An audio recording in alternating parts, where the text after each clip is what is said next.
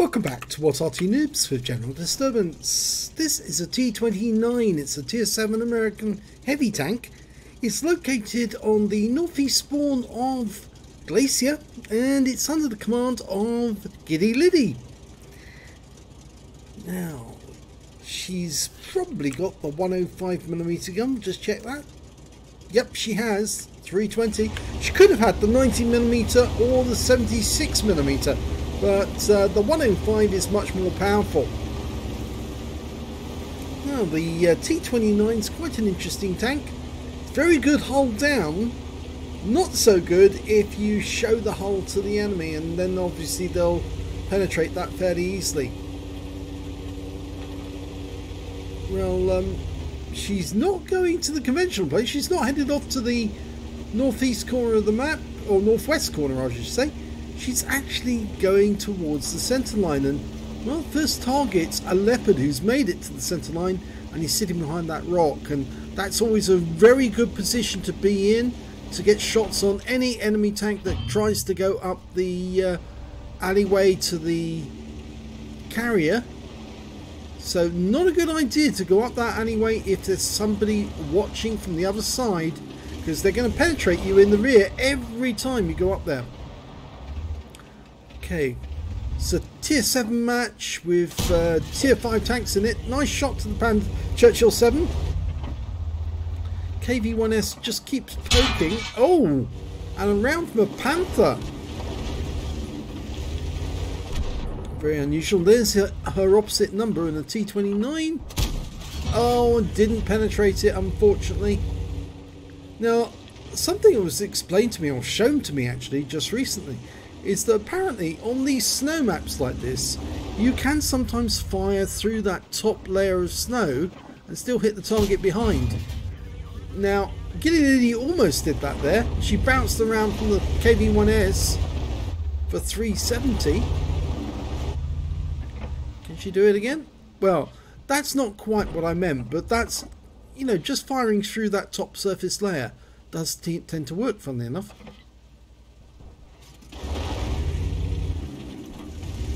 If you pull back just a little bit too low, you'll hit the ground instead. But apparently the surface layers acts like grass, so you can shoot through the surface layer of the grass. You can see the outline of the enemy tank. But do watch out for that next time you're playing the game, because you might find that you might be able to get shots on the enemy when he least expects it. And that leopard, he's come around the centre of rock. And it's unfortunate there that giddyliddy couldn't take advantage of it, but he is being punished now. Oh, so is one of our teammates as well, who's just bleeding away hit points after being hit. And there goes the leopard.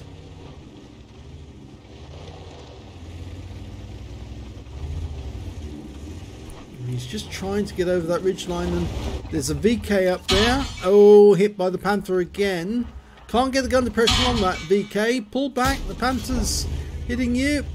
And she bounces. Well, the other round went into the tracks, so unfortunately she's lost a fair bit of hit points to that Panther, which is very awkward really, because he's firing only into the turret, not into the body. At least as far as we can tell, that's what's happening. And this time he hit the gun. So he's a very accurate Panther, and she's trying to work out precisely where he is. So he must be up there. In fact, actually, normally what you do is you look for any scenery that he might actually be hiding behind, and then you get the line vertical on that piece of scenery and then shoot just to one side of the of what he's hiding behind, and normally you can hit him. And there's the Panther actually. He's now making a run for the centre, or for the northwest corner rather, to help his teammates. Now, can we get that VK again? Difficult, very difficult. Go for the Jagdpanther. Yes, got him. Again, this is where using that ridgeline technique actually really does help. And she's trying to go for the VK, but he keeps pulling back just after he's shot to avoid any damage. Now I think he's going to stay there because he's probably using that third person technique to tell when giddyliddy's popped out and when she hasn't. Potentially she could have ended up with a steel wall right now if she can survive the battle. Firing at that IKV. Now she has loaded the APCR and that could be expensive. Trying to pick another spot to pop up. Oh, there's the SU-85. Have a go at him instead. Yeah, nice shot there. 277. And now she's got to deal with that Churchill 7 who poked his head round the corner. In fact, there's a number of enemy tanks who are about to come around that corner.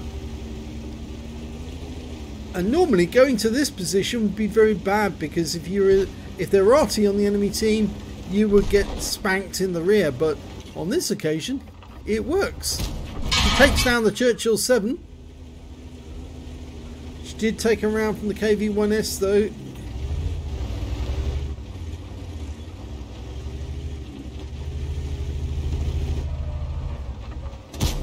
And gets one into the Panther. I suddenly realised why that KV-1S was doing as much damage as he was. He's actually using the 122mm HE gun. The howitzer gun. And that's why he was doing so much. Okay, there's KV-2. Don't want to get hit by that derp. Ooh, now, the fact that they've pulled away tends to make me think they're going to the other corner. Giddyliddy has decided to anticipate that and make her way over to the other corner. And here they are. They've all arrived. Oh, she fluffed the shot on the KV-1S. He fluffed the shot in return. That's going to make one of them come back and go round the other side. Possibly the KV-2. In fact, it's the SU-85. Yep, she's being shot in the ass by that SU-85. Best thing she can do now will be to turn around and go after him. Quickly, get rid of him. Because otherwise she's going to constantly get perforated. She could back this Panther into the water if he's not careful. Big round. Don't get too close to the edge yourself. Oh, now he can try and push you, but I think he'll have a lot of difficulty with that because you're such a heavyweight. But she takes him around from the KV-2. Luckily, it's not a big hit. It's only 194 hit points. She takes out the SU-85.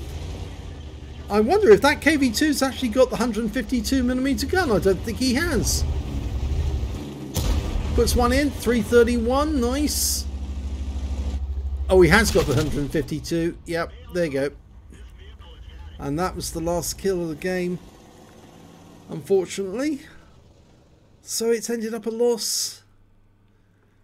But let's have a look at the end of battle stats and we'll see exactly how she got on.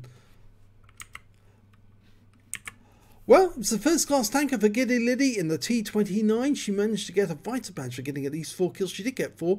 A duelist for taking down 2 tanks who damaged her. A fire for effect for doing more damage than the hit points for her own vehicle. And a bruiser medal for getting at least 5 critical hits. She got 6. But funnily enough, she actually managed to get the high caliber. With that 105mm gun, she was easily able to penetrate those tanks. She wasn't having too much difficulty with them. It was only the tanks over in the distance who actually kept pulling back before the shots could go in. 5,998 was the win 8, which is very good, super Unicum standard. So let's have a look at team score. There you go, she did get the highest damage. 2,862 hit points of damage. 2,481 goes to the KV-2 killed her, and 2,185 goes to the VK3002M. When it came to kills, it was the VK who managed to do the best. He got 5 kills, the KV-2 got 4, so did giddyliddy.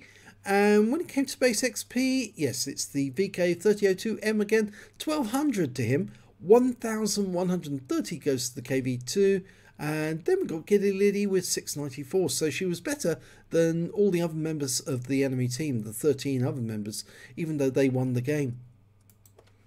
18 shots fired, 13 direct hits, 12 penetrations. damage of 2,862 hit points, of which 1,503 were at more than 300 meters. She received 19 hits from the enemy. Unfortunately, 6 of those were penetrations, 10 non-penetrations, and 3 hits by way of splash damage, including the 2 from the KV-2. 1,925 hit points blocked by armor, 2 enemy vehicles spotted, 8 enemy vehicles damaged, 4 killed, 211 hit points of damage assistance. She earned 43,610 credits, got 24,438 for completing the mission and events. I think that was Holiday Ops, because this was a Christmas game. At least I think it was. Yes, 26th of Boxing Day, this one. And 5,267 hit credits for Courageous Resistance. That's because she managed to get an epic medal, or battle hero medal rather, in a losing game. 73,314 altogether, but she did fire some premium ammo in this game and she ended up with a loss. 21,477 credits overall.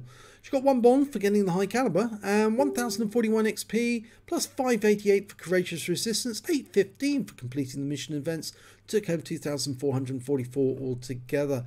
So yeah, you can't fight on your own. If the rest of the team folds, it leaves you an impossible task.